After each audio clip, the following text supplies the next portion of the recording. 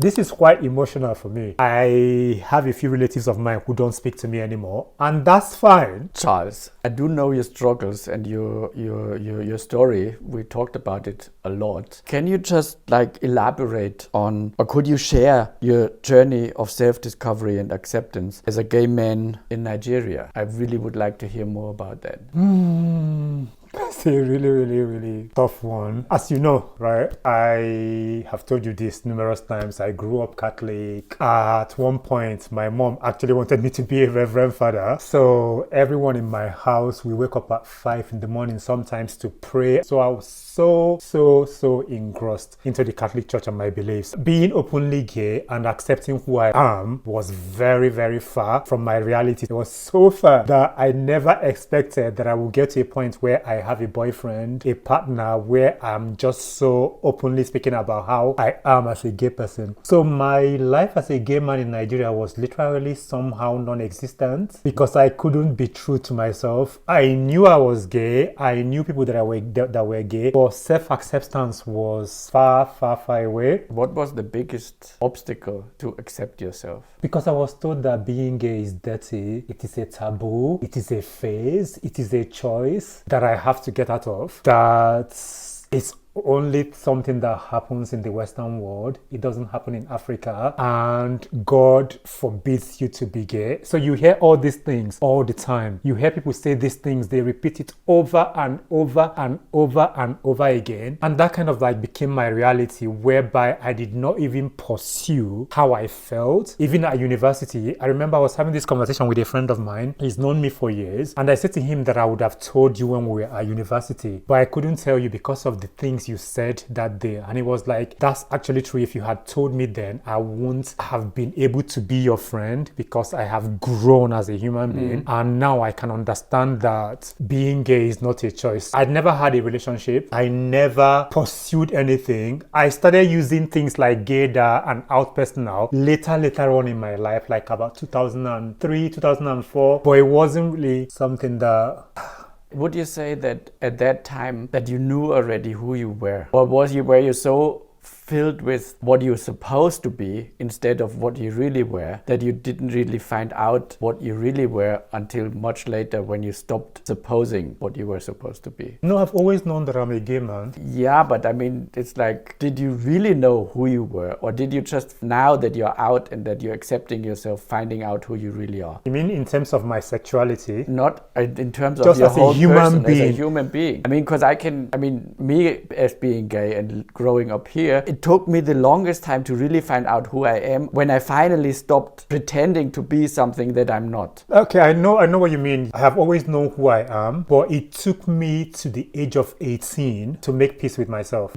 This is when I stopped crying about why am I different? Why do I have this feeling for same-sex individuals and things like this? So I've already made peace with myself, but a lot of people around me did not know who I am, and I was struggling to really know who I am, to come into my own. I just wasn't allowed to do certain things. Like, there are so many things I wanted to pursue, but I was always told, no, you are a man, you're not supposed to do something like this. That in my culture, you're not allowed to do this. For instance, if you study this, it's not going to work out for you. So I didn't really know who I am or who I was in that sense. I knew what I wanted, but I wasn't allowed to be what I wanted to be. So you mean you didn't allow yourself what you wanted to be? I allowed myself in a way, but I suppressed it because of what society would say. Yeah. For instance, I remember this vividly. This is as an adult living in Manchester, where I will dress a certain way, and some of my friends will be like, oh my God, that's so gay. People will think you're gay if you dress this way. If you do so, some people will think you're gay. And I will not know that I was taking this information subconsciously and was living by them. And I wasn't being authentic to myself. Okay, I'll tell you a story actually, because in Nigeria, meeting a man or doing whatever was so difficult. So I couldn't meet people. So when I first moved to Manchester, I went into a gay bar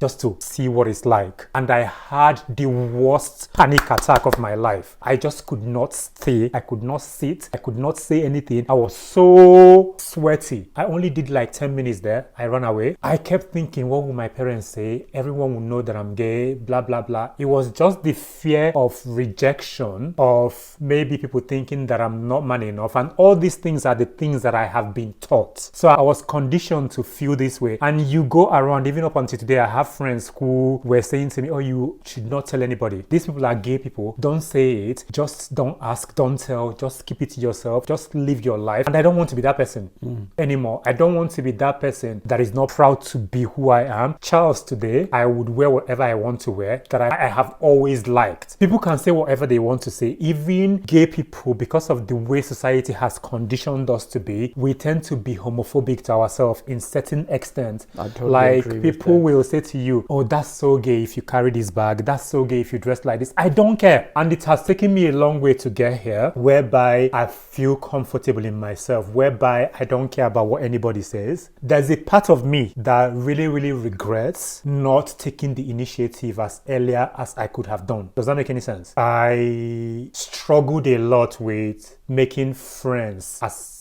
an adult, because I will always be like, what would they think? I'm from Nigeria. It is a taboo to be gay. People will not accept you. I told you this. I have been told that I will go to hellfire, that I will burn in hell, that I'm not man enough. I have a few relatives of mine who don't speak to me anymore. And that's fine. That's fine, because my journey from the young child I was, going to a Catholic school and being raised a Catholic, and the things that I believe in up until today has really, really changed. I don't care if anybody knows. I have told countless of my relatives, some of them stop speaking to me. I'm at peace with myself, and I'm okay to say that I'm openly gay, and anyone that knows, that's fine. If you don't want to speak to me, that's okay. If that's your business, it's not my problem. Thanks for the answer. Yeah. This is quite emotional for me. It's really emotional. And the reason why I just wanted to speak about these things and use my platform to explain this, because there's a lot of young Nigerian children, young African children, young children all over the world who are struggling because of what they've been told. You've been told that